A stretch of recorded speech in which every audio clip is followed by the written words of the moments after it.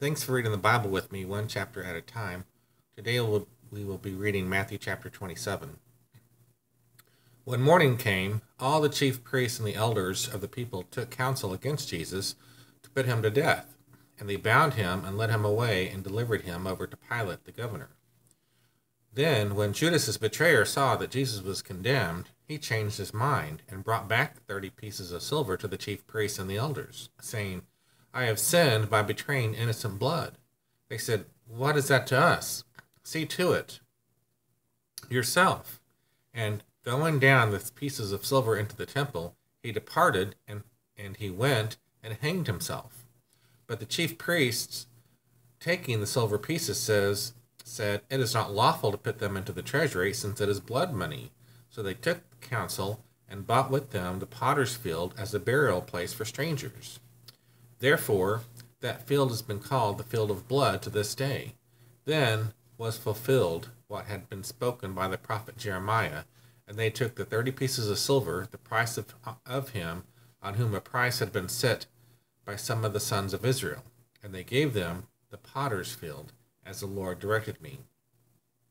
Now Jesus stood before the governor, and the governor asked him, Are you the king of the Jews? Jesus said, You have said so. But when he was accused by the chief priests and elders, he gave no answer. Then Pilate said to him, Do you not hear how many things they testify against you? But he gave him no answer, not even a single charge, so that the governor was greatly amazed.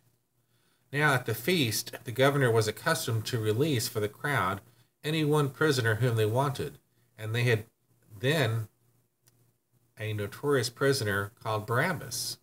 So when they had gathered, Pilate said to them, Whom do you want me to release for you, Barabbas or Jesus, who was called Christ? For he knew that it was out of envy that they had delivered him up. Besides, while he was sitting on the judgment seat, his wife sent word to him, Have nothing to do with that righteous man, for I have suffered much because of him today in a dream. Now the chief priests and the elders persuaded the crowd to ask for Barabbas and destroy Jesus. The governor again said to them, Which of the two do you want me to release for you? And they said, Barabbas. Pilate said to them, Then what shall I do with Jesus, who is called Christ? They all said, Let him be crucified. And he said, Why? What evil has he done? But they shouted all the more, Let him be crucified. So when Pilate saw that he was gaining nothing, but rather that a riot was beginning, he took water and washed his hands before the crowd, saying, I am innocent of this man's blood. See to it yourselves. And all the people answered, His blood be on us and our children. Then he released for them Barabbas, and having scourged Jesus, delivered him to be crucified. Then the soldiers of the governor took Jesus into the governor's headquarters, and they gathered the whole battalion before him. And they had stripped him and put a scarlet robe on him, and twisting together a crown of thorns, they put it on his head and put a reed in his right hand. And kneeling before him, they mocked him, saying, Hail, King of the Jews! And they spit on him and took the reed and struck him on the head. And when they had mocked him, they stripped him of the robe and put his own clothes on him and led him away to crucify him. As they went out, they found a man of Cyrene, Simon by name. They compelled this man to carry his cross. And when they came to a place called Golgotha, which means place of a skull, they offered him wine to drink, mixed with gall. But when he tasted it, he would not drink it. And when they had crucified him, they divided his garments among them by casting lots. Then they sat down and kept watch over him there. And over his head they put the charge against him, which read, This is Jesus, the King of the Jews. Then 2 robbers were crucified with him, one on the right and one on the left. And those who passed by derided him, wagging their heads and saying, You who would destroy the temple and rebuild it in 3 days, save yourself. If you are the Son of God, come down from the cross.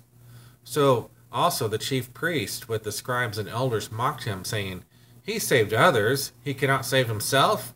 He is the King of Israel. Let him come down now from the cross, and we will believe in him. He trusts in God. Let God deliver him now, if he desires him. For he said, I am the Son of God. And the robbers who were crucified with him also reviled him in the same way. Now from the 6th hour there was darkness over all the land until the 9th hour.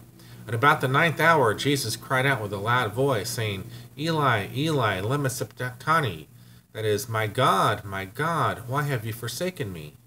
And some of the bystanders, hearing it, said, This man is calling Elijah. And one of them at once ran and took a sponge, filled it with sour wine, and put it on a reed, and gave it to him to drink. But the other said, Wait, let us see whether Elijah will come to save him. And Jesus cried out again with a loud voice, and yielded up his spirit. And behold, the curtain of the temple was torn in two from top to bottom, and the earth shook, and the rocks were split. The tombs were opened, and many bodies of the saints who had fallen asleep were raised. And coming out of the tombs after his resurrection, they went into the holy city and appeared to many. When the centurion and those who were with him, keeping watch over Jesus, saw the earthquake and what took place, they were filled with awe and said, Truly, this is the Son of God.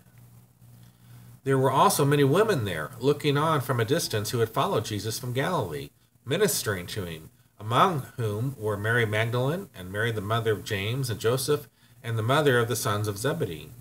When it was evening, there came a rich man from Arimathea, named Joseph, who also was a disciple of Jesus. He went to Pilate and asked for the body of Jesus. Then Pilate ordered it to be given to him. And Joseph took the body and wrapped it in a clean linen shroud, and laid it in his own new tomb, which he had cut in the rock. And he rolled a great stone to the entrance of the tomb, and went away. Mary Magdalene and the other Mary were there, sitting opposite the tomb. The next day, that is, the day after the